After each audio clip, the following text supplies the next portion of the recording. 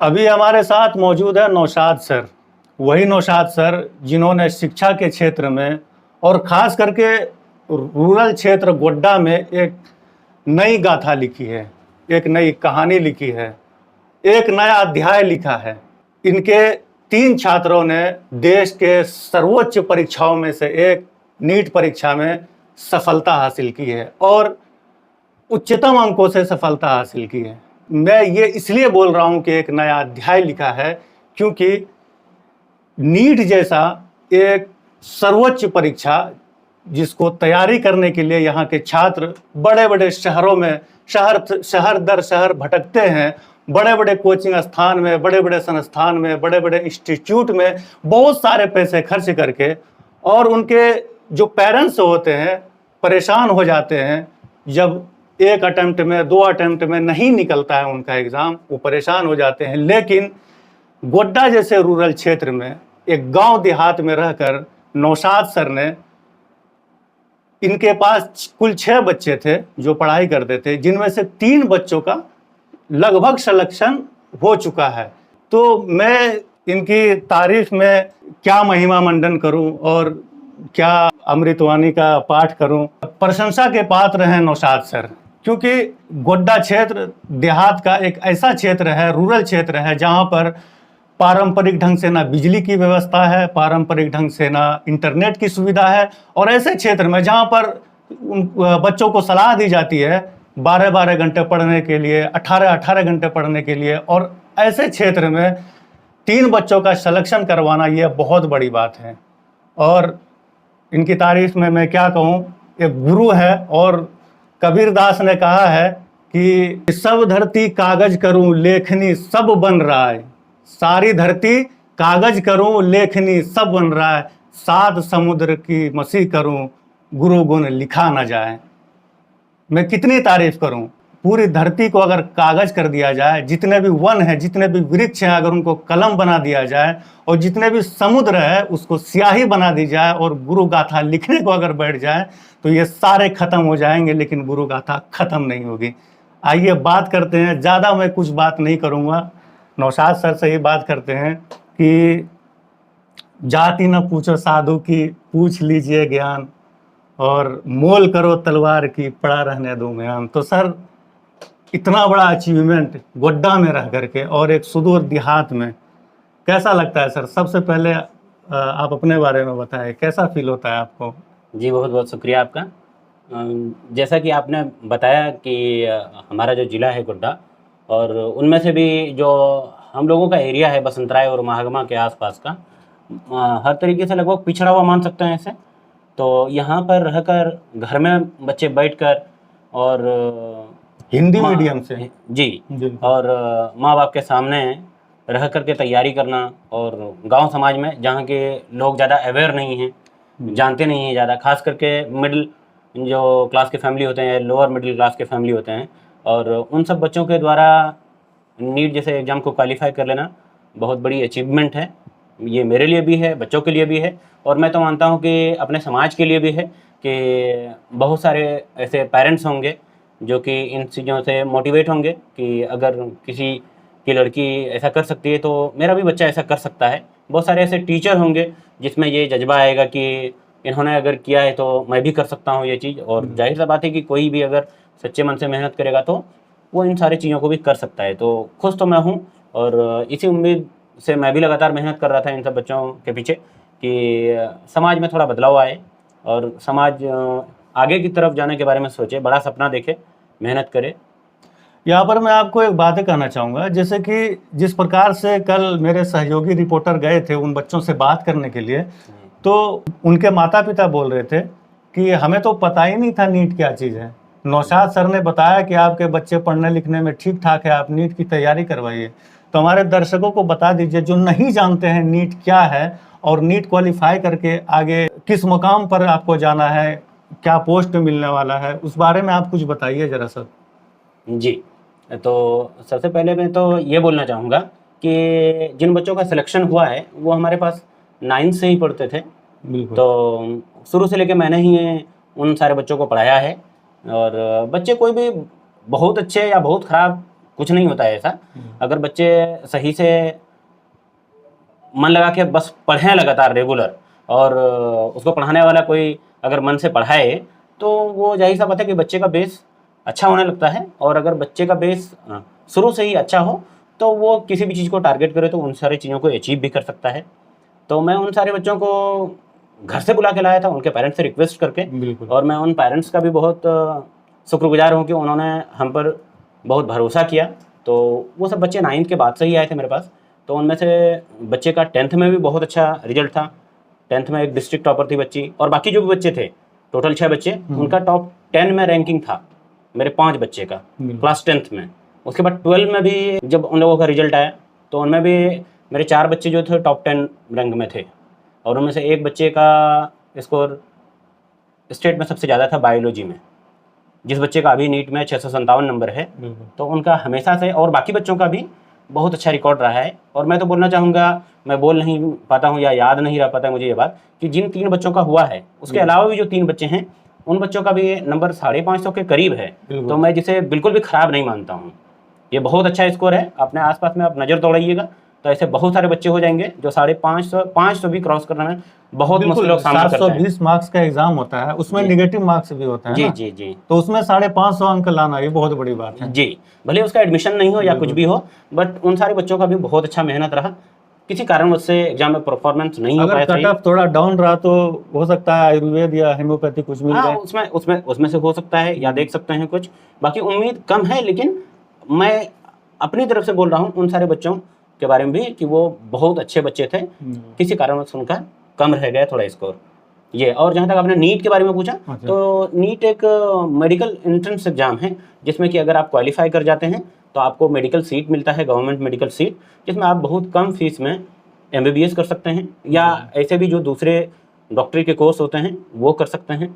और जहाँ तक इसके बाद के फ़ायदे की बात है, तो जैसा कि हम और आप सभी जानते हैं कि डॉक्टर के बिना ये अभी का समाज, अभी का दुनिया, खास करके अभी जितने तरीके की महामारी बीमारी आती है, तो इन सब चीज़ों से पार पाना बिल्कुल मुमकिन नहीं हो पाएगा। एक प्रकार से डॉक्टर को भगवान का दूसरा रूप भी कहा जाता है। तो ये फ़ायदे हैं कि आप लोगों के लिए काम कर सकते हैं, समाज के लिए काम कर सकते हैं, दुनिया में बेहतरी ला सकते हैं। तो ये फ़ायदा है। और जहाँ तक अपना उसका पर्सनल बेनिफिट भी है कि जैसे हम लोग सभी जानते हैं कि डॉक्टर बहुत पैसा कमाते हैं, तो वो भी एक अलग मुद्दा है, पर ये भी है। तो इसलिए बहुत सारे बच्चे जोर देते हैं, बहुत मेहनत करते हैं, बहुत लगन से। तो ये है। तो क्या लगता है कि आपने 6 बच्चों को पढ़ाया, उनमें से 3 बच्चों का सिलेक्शन हो गया, रेशियो देखिए 50% है जी। इस गांव देहात में रह करके क्या बच्चा नीट क्लियर कर सकता है? क्योंकि आपने करके दिखाया। जी। तो मैं ये तो बोलना चाहूँगा कि अपने इलाके में, क्योंकि मैं जहाँ पढ़ा रहा था तो वहाँ पर मेरे पास छोटे क्लास के बच्चे भी पढ़ते थे। 9th के भी बच्चे थे, 10th के भी बच्चे थे।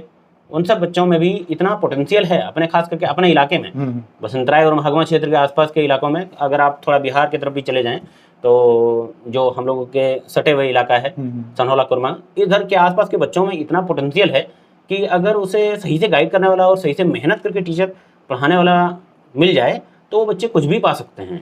इतना पोटेंशियल है हम लोगों के इलाके में। तो ऐसा कोई बात नहीं है कि इधर से क्वालिफाई नहीं कर सकते हैं।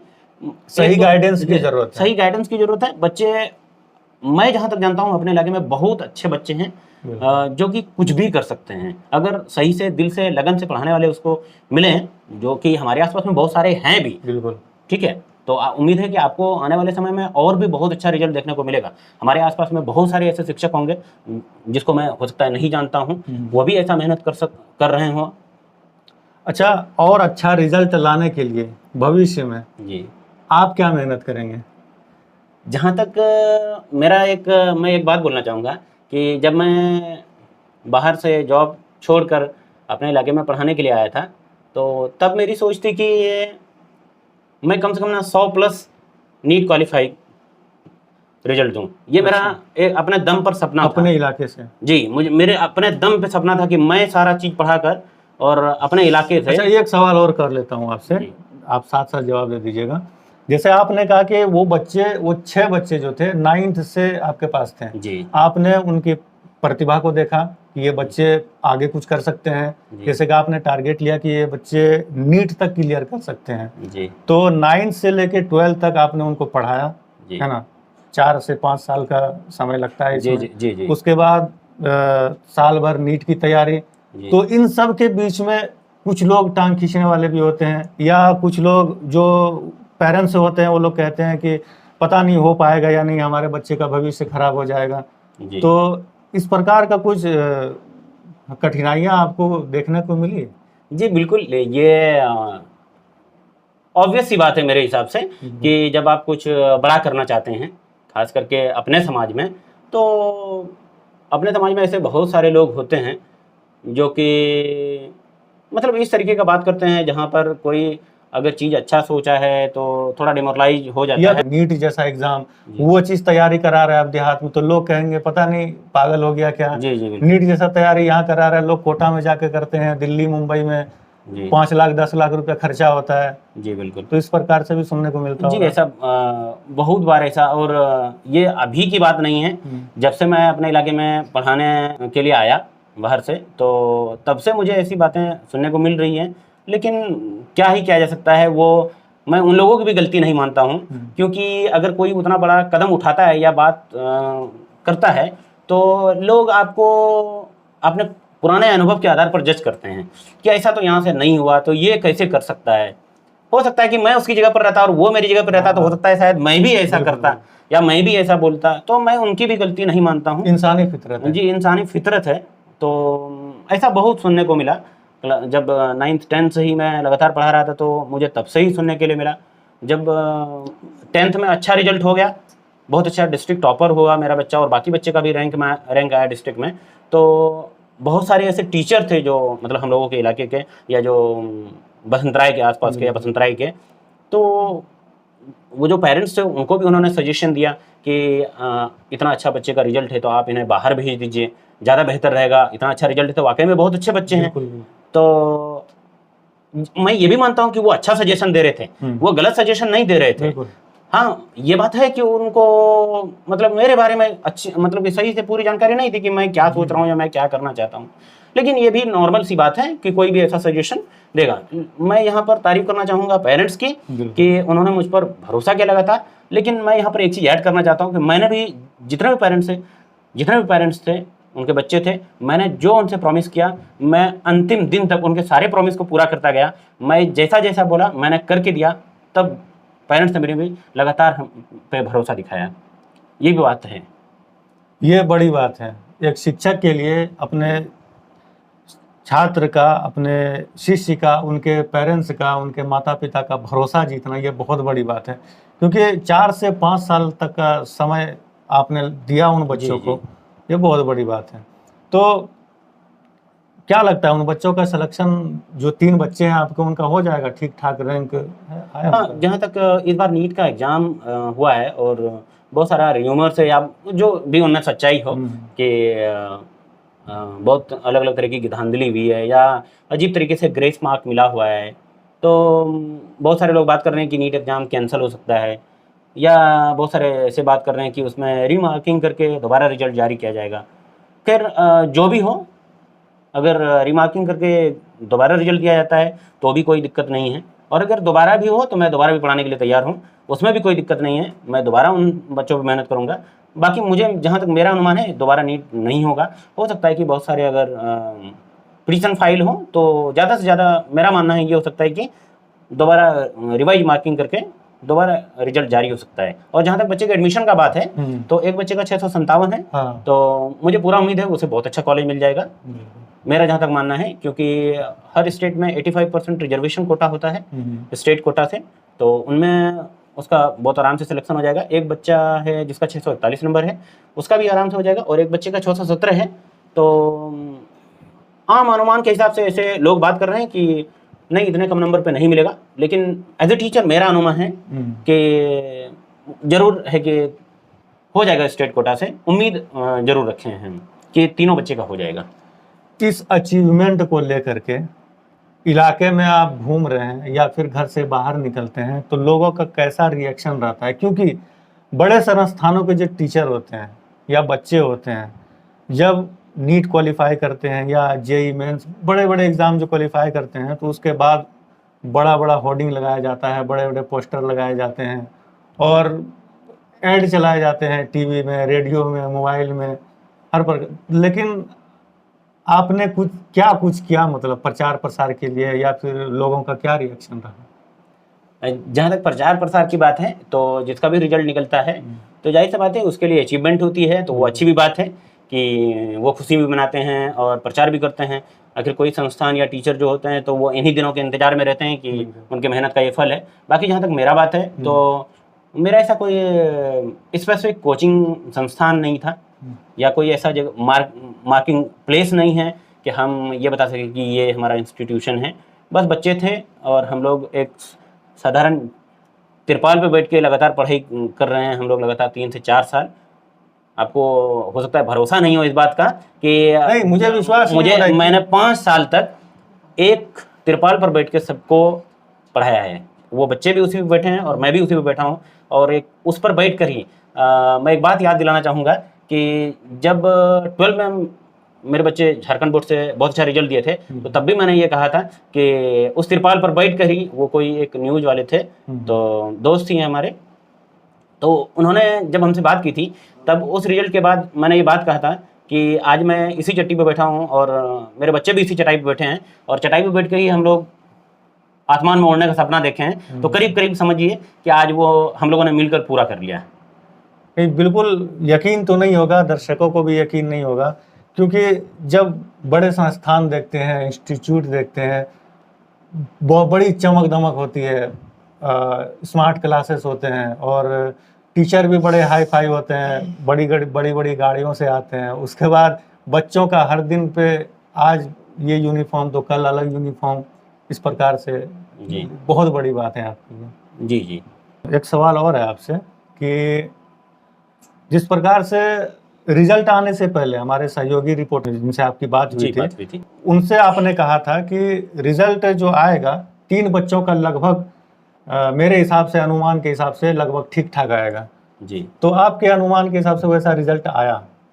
जी मैंने जब आंसर की मिलाया था, जब जस्ट एग्ज़ाम देने के रात में ही, तो मैंने एनालाइज करके जो हमारे दोस्त सब होते हैं, वो जाहिर सी बात है कि मेरा सब दिन स्ट्रगल देखे हैं या सब दिन मेरे पीछे लगे हुए हैं, तो हमसे ज़्यादा खुशी उसमें होती है, उन लोगों में होती है। जैसे हमारे तौसीफ भाई है, सादत भाई है और भी बहुत सारे दोस्त हैं, वो जैसे मैं शाम में आया तो वो शाम से ही कॉल करने लगे कि बच्चे का कैसा एग्ज़ाम गया, मिला है कि नहीं मिला है, कितना नंबर आया।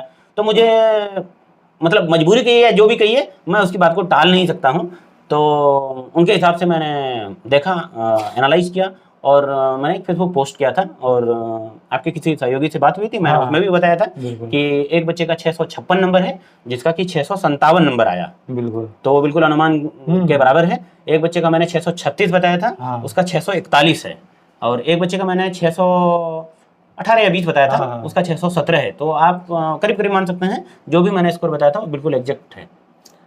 आपकी मेहनत की तो दाद देनी होगी, लेकिन एक बात ये हमेशा खटकता है मन में, दिमाग में, कि अकेला एक टीचर जी इतने सारे सब्जेक्ट नीट की तैयारी कैसे करा सकता है? क्योंकि बड़े बड़े संस्थानों को देखा है मैंने, एक सब्जेक्ट के लिए एक टीचर होते हैं, केमिस्ट्री के लिए अलग, फिजिक्स के लिए अलग, बायोलॉजी के लिए अलग। तो कैसे संभव हो पाया, कैसे आपने मैनेज किया? जी, मैं इसका भी जवाब देना चाहूँगा, क्योंकि बहुत सारे ऐसे लोग होते हैं जो हमसे भी पूछते हैं या गाहे बगाहे बात भी करते हैं इस बारे में। तो मैं ये बोलना चाहूँगा कि जो भी बच्चे नीट की तैयारी कर रहे होते हैं, तो उन सारे बच्चों में इतनी पोटेंशियल होती है कि वो फिजिक्स, केमिस्ट्री और बायो या जेई के जो बच्चे होते हैं, तो मैथ की भी तैयारी, और कुछ कुछ बच्चे तो ऐसे होते हैं जो जेई और नीट दोनों की तैयारी करते हैं। तो इसका मतलब है कि वो फिजिक्स, केमिस्ट्री, बायो और मैथ चारों सब्जेक्ट, और ठीक ठाक नहीं, कोई कोई बच्चे होते हैं जो बहुत ही एक्स्ट्राऑर्डिनरी होते हैं और उन सब सारे चीज़ों को मास्टर कर लेते हैं और टॉप कर जाते हैं जेई और नीट में भी। बिल्कुल। तो अगर कोई आदमी, कोई इंसान अगर मेहनत करे तो ये बिल्कुल एकदम साधारण सी बात है। मैं तो इसको बिल्कुल भी बड़ा बात नहीं मानता हूँ कि एक आदमी 3 सब्जेक्ट कैसे पढ़ा सकता है। मैं ये बात सुनने में अटपटा जरूर लग सकता है या बहुत आदमी को लगता है, लेकिन मैं अपने तरीके से और अपनी बड़ाई करते हुए नहीं बोलना चाहता हूँ, लेकिन मैं समझता हूँ कि मैंने जितना मेहनत किया है उनके पीछे, सारे सब्जेक्ट पीछे, मैं इतना बात बोलना चाहूँगा कि मेरे बच्चे जितने नहीं पढ़ते थे उससे ज़्यादा मैं पढ़ता था। तब जाकर ये मुमकिन हो पाया है। मुझे पढ़ने का बहुत शौक़ है हमेशा से, और पढ़ाने का, कि मैं बेस्ट कंटेंट कंज्यूम करूँ और बेस्ट कंटेंट डिलीवर कर सकूँ, ये मेरा हमेशा से मानना रहा है। तो मेरे जितने भी बच्चे हैं जो नीट क्वालिफाई भी कर चुके हैं, उनकी जितनी पढ़ाई नहीं होती थी उनसे ज़्यादा मैं अपने ऊपर स्टडी करता था। तो ये तो बिल्कुल जेन्युइन सी बात है कि कोई भी अगर अपने ऊपर मेहनत करे, अगर कोई एक बच्चा कर सकता है, तो मैं लगभग 5-6 साल से पढ़ा रहा हूँ, तो मैं भी कर सकता हूँ, और मैंने भी किया ये चीज़। ये बड़ी बात है जी। और जहाँ तक एक बात और बताना चाहूँगा इसमें, हो सकता है कि वो थोड़ा और अजीब लगे, कि मेरा 12 में बायो सब्जेक्ट नहीं था, ना तो बायो एडिशनल था। अच्छा। मेरा मैथ सब्जेक्ट था, और जब मैं तैयारी कर रहा था तो मैंने AIEEE के नाम से, जो अभी जेईई मेन का, तो उनका मैंने एग्जाम भी दिया, तो मेरा बायो एडिशनल या मेन में भी नहीं था, लेकिन मैंने उसके पीछे मेहनत किया और मैंने ये अभी अचीव किया। और एक बात और बोलना चाहूँगा, जैसे मैंने शुरू में भी आपसे बोला ये बात, कि जब हम यहाँ आए थे पढ़ाने के लिए, तो मैंने अपने दम पर ये सोचा था कि 100+ नीट क्वालिफाई कराऊं और ऊपर से जेईई के लिए भी क्लास शुरू कराऊं। इतना मैंने बड़ा सपना देखा था। और जाहिर सी बात है कि आपको भी अभी अटपटा सा लग सकता है, जैसे शुरू में और सारे लोगों को लगा, लेकिन मैं हमेशा से बड़े सपने देखता हूं और उसके पीछे बहुत जी जान लगा के मेहनत भी करता हूं।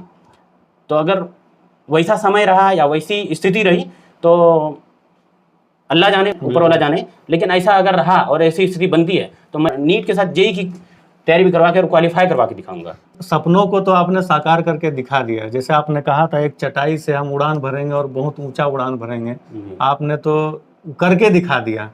आपने कहा कि मैं बड़े सपने देखता हूँ, बड़े सपनों को आपने साकार भी कर लिया।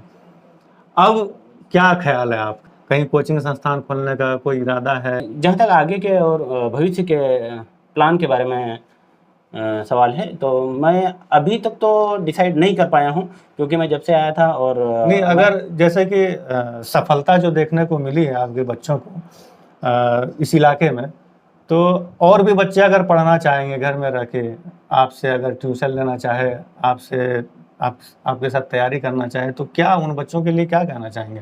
बहुत बड़ी बात है जी, इस देहात में समझ रहा हूँ जी।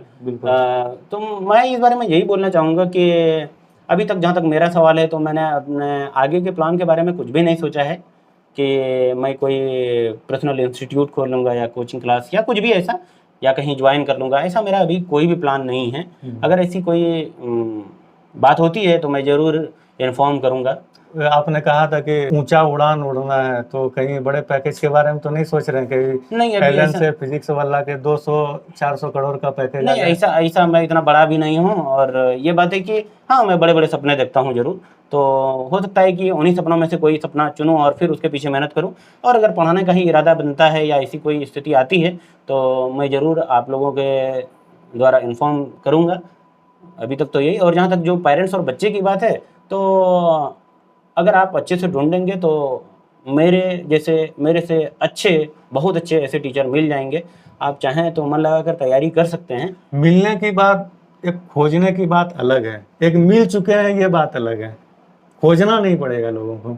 जी, लेकिन है कि बहुत सारे ऐसे, मैं एकदम विद ड्यू रिस्पेक्ट बोलना चाहूँगा कि अपने इलाके में भी बहुत सारे ऐसे शिक्षक होंगे जिसके बारे में मुझे पता नहीं है, वो भी बहुत मेहनत करते हैं अपने समाज को बदलने के लिए। तो अगर आप अच्छे से देखेंगे, अच्छे से खोजेंगे, तो ज़रूर है कि आपको बहुत अच्छे अच्छे टीचर मिल जाएंगे। आप बस ईमानदारी से मेहनत कीजिए। और गार्जियन के बारे में बोलना चाहूँगा कि वो भी बच्चे को सपोर्ट करे, लेकिन ये भी बात है कि वो किन्हीं चीज़ों को लेकर जोर ना डाले कि नीट ही करना है। बच्चे का जिसमें भी इंटरेस्ट हो वो करे तो ज़्यादा बेहतर है। ऐसा नहीं कि अंतिम सत्य नीट ही है या जेईई है, ऐसा कोई ज़रूरी भी नहीं है। बहुत सारे लोगों से ये सुनने को मिला कि जो बच्चे नीट की तैयारी करने जाते हैं आपके पास, यानी नौशाद सर के पास जी, तो नौशाद सर तो नीट का फुल फॉर्म भी उनको पता नहीं है, वो क्या तैयारी करवाएंगे या क्या ज्ञान है उनको नीट के बारे में। तो इस बारे में क्या बोलना चाहेंगे, क्या जवाब देना चाहेंगे उन लोगों को? मैं तो इस बारे में बोलना चाहूँगा कि मेरे बच्चे का 10th का रिजल्ट देख लीजिए, 12th का रिजल्ट देख लीजिए, और आप अभी नीट का रिजल्ट देख लीजिए। इसके अलावा मेरे पास उन लोगों के लिए एक शब्द भी नहीं है। अगर वो समझदार होंगे तो खुद समझ जाएंगे। नहीं, जवाब मेरे हिसाब से तो जवाब आपके कौशल से उन्हें मिल ही गया। जी आपके बच्चों ने उन्हें दिखा दिया कि जवाब क्या होता है। जी।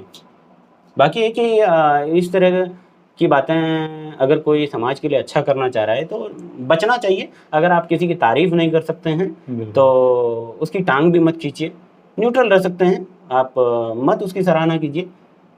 ऐसे लोग जो भी मेहनत करना चाहते हैं या जो समाज को बदलना चाहते हैं डिमोटिवेट होते हैं। बहुत सारे ऐसे न जाने मेरे जैसे कितने आए होंगे, कितना ही प्लान उन्होंने सोचा होगा, शुरू किया होगा, हो सकता है उनमें से कितने छोड़ चुके होंगे आधे रास्ते में। बिल्कुल। मैं जहाँ तक मानता हूँ कि ये सारी चीज़ें समाज को बढ़ने से रोकती हैं। बिल्कुल। तो इन सब चीज़ों से समाज के लोगों को भी बचना चाहिए। और जहाँ तक मेरा मानना है कि ठीक है, अगर आप किसी के टारगेट या गोल में अपने आप को फिट नहीं पाते हैं या आप उसके साथ नहीं हो सकते हैं तो आप अपने उसको मतलब नीचा मत दिखाइए, आप उससे अलग हो जाइए।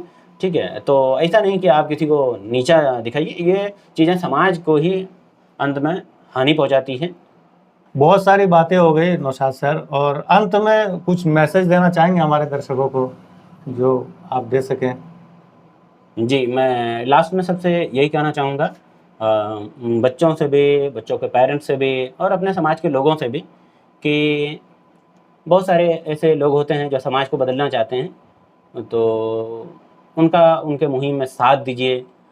वैसे सब बच्चे ही या वैसे सब लोग ही समाज को आगे ले जाएंगे और धीरे-धीरे अपना समाज भी बदलेगा। और मुझे उम्मीद है कि मैंने जो मेहनत करके किया है ये भी समाज को थोड़ा ही सही बदलने में ज़रूर मदद करेगा, लोग उनसे सीखेंगे। और बहुत सारे बच्चे, बच्चे के पेरेंट्स हैं, बहुत सारे शिक्षक भी होंगे, वो भी इन सब चीज़ों से मोटिवेट होंगे। और लास्ट में यही बोलना चाहूँगा कि बस मेहनत कीजिए, जितना हो सके उतना मेहनत कीजिए, खुश रहिए, ज़िंदगी अच्छे से जिए और ज़्यादा सोचने समझने की भी उतना ज़्यादा हेडेक भी लेने की ज़रूरत नहीं है। और बस यही कहना चाहूँगा कि आराम से रहें, पढ़ें लिखें और नॉर्मल रहें, कोई बहुत ज़्यादा हेडेक लेने की ज़रूरत नहीं है। बिल्कुल, एक शिक्षक और एक गुरु की क्या महत्व होती है एक इंसान की ज़िंदगी में, एक व्यक्ति की ज़िंदगी में, एक समाज में, कि कबीरदास ने फिर कुछ कहा है कि शीश दियो जो गुरु मिले तो भी सस्ता ज्ञान। एक गुरु, जब एक सफल विद्यार्थी के ऊपर जब कोई किताब लिखी जाएगी तो सबसे पहला और आखिरी पन्ना ज़रूर किसी गुरु के ऊपर लिखा जाएगा।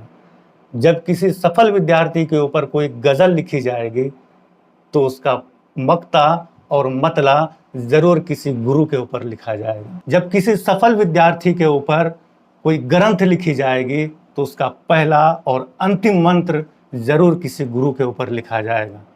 जब किसी सफल विद्यार्थी के ऊपर कोई फसाना लिखा जाएगा तो फसाने का पहला और अंतिम पन्ना ज़रूर किसी गुरु के ऊपर लिखा जाएगा। गुरु का महत्व ही ऐसा कुछ है समाज में, व्यक्ति के जीवन में, कि उसकी कोई गाथा नहीं, कोई महिमा मंडन नहीं। और जो विद्यार्थी सफल होने से वंचित रह गए हैं, बस उनको मैं यही कहना चाहूँगा कि आप मेहनत कीजिए। और उनके माता पिता से मैं कहना चाहूँगा कि उन्हें आप भरोसा दिलाइए कि वो आगे और कुछ कर सकें, उन्हें मोटिवेट कीजिए। उनके लिए मैं बस वही कहना चाहूँगा, असफलता एक चुनौती है, उसे स्वीकार करो। असफलता एक चुनौती है, उसे स्वीकार करो। कहाँ कमी रह गई देखो और सुधार करो। जब तक न सफल हो जाओ नींद चैन को त्यागो तुम। जब तक न सफल हो जाओ नींद चैन को त्यागो तुम। संघर्ष का मैदान छोड़ मत भागो तुम। कुछ किए ही बिना जय जयकार नहीं होती। कोशिश करने वालों की कभी हार नहीं होती। नौशाद सर से बातचीत हो रही थी, आपने सुना। आप देख रहे थे देसी तरकश नौशाद सर के साथ, मैं जुनेद अहमद।